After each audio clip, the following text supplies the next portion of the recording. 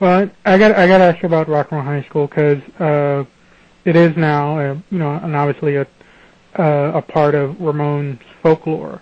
But right. at the time it was made, the Ramones weren't really what they are now. They, it was kind of they were just kind of breaking. It was an underground thing that you shared. If you liked the Ramones, you knew something that most people didn't. Right, and I think Alan Arkish was aware of them, but I don't think anybody else, including myself, was really quite aware of who they were or what they were to become, that's for sure. Well, what is your most, I guess you can say, indelible memory of making Rock and Roll High School? Is it performing with the Ramones or one of the other bits in the film? What's the one memory that... Well, when I look back on it now, and I think about it, I'm amazed that the first day of shooting, the actual first day, was the romantic scene in the bedroom when I'm imagining that they're in my room. And I always think when I see that scene, that was pretty amazing, given that, the Ramones were very nervous. They loved Roger Corman films, especially Johnny. They were a little uptight to be on camera and to be acting because they didn't know what they were going to do. They were totally comfortable in all the scenes where they're playing at the Roxy and on stage, but to actually be filmed, they didn't quite know what to do. But that was the endearing and great part about them, But when I think back about that day was really memorable because I had listened to the cassette. Remember in those days we had cassettes. And I just ran around the house going, what are these people? Who are these people? This is a horrible sound. I have to be their number one fan. How am I going to do this? Ah! And then, of course, it's called acting. And so the day I went to the set, I didn't know what to expect. And there's Joey leaning over me, and I'm in my, bra and panties, and he's singing into my mouth and spitting in my mouth. I'm going, what is this?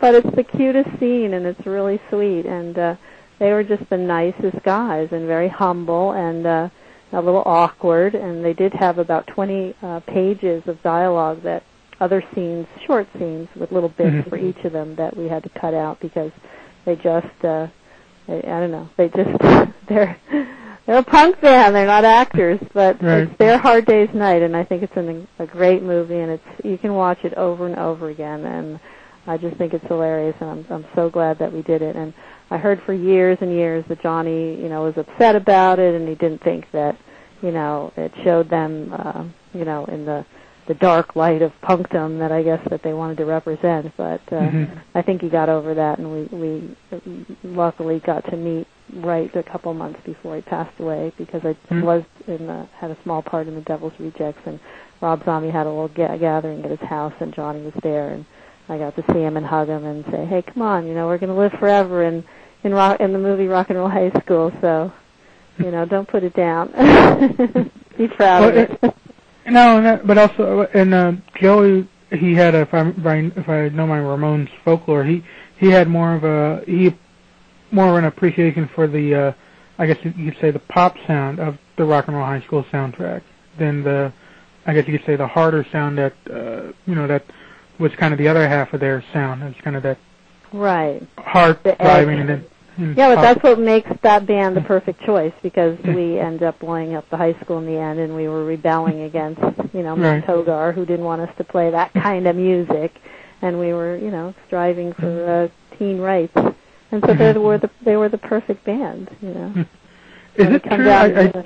Come down the road in that pink Cadillac. It's just, that's a great scene. Is it true? I read that you actually introduced them or performed with them at a concert at one point? Is that at the Roxy one? Yeah, when they came. Oh, wow. I think it was about a year later after after the movie had been out, and so I went to see them, and because we kind of stayed in touch off and on. Now I'm more in touch, or have been, not lately, but with Joey's brother Mickey Lee. But that's because of everybody doing benefits for lymphoma and prostate cancer and all of that. So and Linda Ramone every summer in August, she puts on the Rock and Roll High School screening at the Hollywood Forever Cemetery. They show it on the mausoleum wall, and people come and sit around the headstones, and they bring out the pink Cadillac, and only Marky and I now, we sit in the pink Cadillac, and the fans take pictures, and it's really a hoot and fun. And they have different people that speak about, So the good old days. Yeah. Well, so what are you what are you doing now? I remember I remember seeing being when I was younger.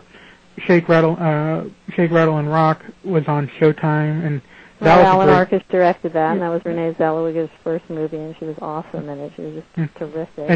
And the little Leonidas J. Young and Mary Warnock and I together. That was really fun. Right, and the little inside joke is that you're playing, I believe, Riff Randall's mother in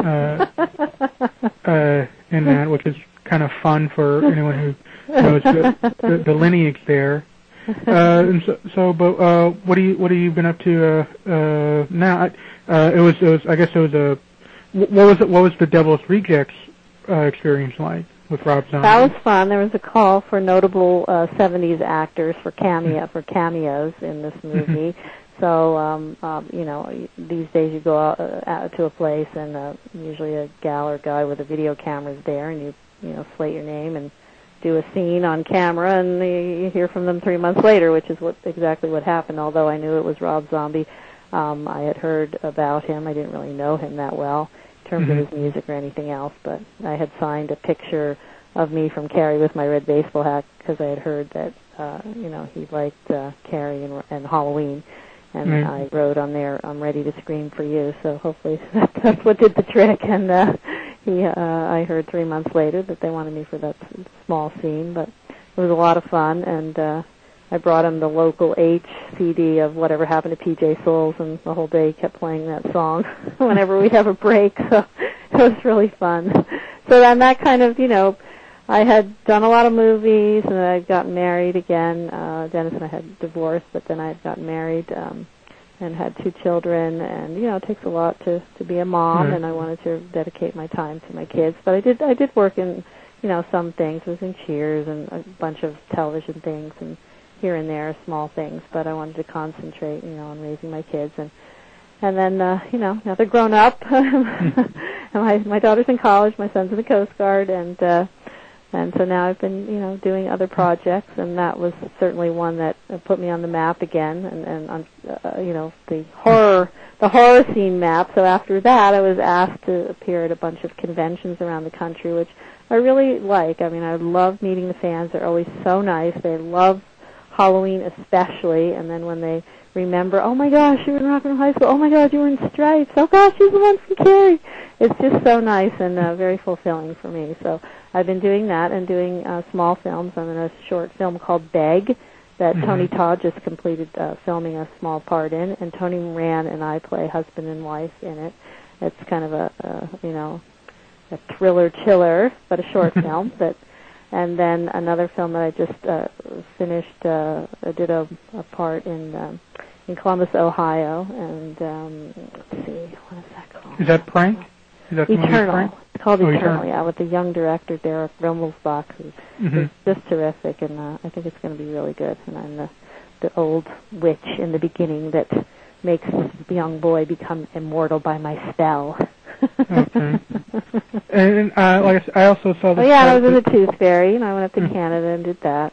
So I'd like to do more comedies, but people keep putting me in this horror slot. But I am supposed to also direct a movie and a series of films called Prank that Tony Massey, who was one of the producers of the 25 years of Terror, the Halloween documentary, he's putting together, and his idea is to get screen queens to direct short films, and Danielle Harris just completed and showed her 18-minute film at the Screen Fest here in LA, and it was really, really good. And our friend John Corliss did the music, and it was just terrific. So that's the first one, and then I think Heather Langenkamp and Ellie Cornell are supposed to do 2 and 3, and once those are done, then I'm in the second set. So I'm looking forward to that. So with the idea of writing my autobiography, so that's something I've been offered.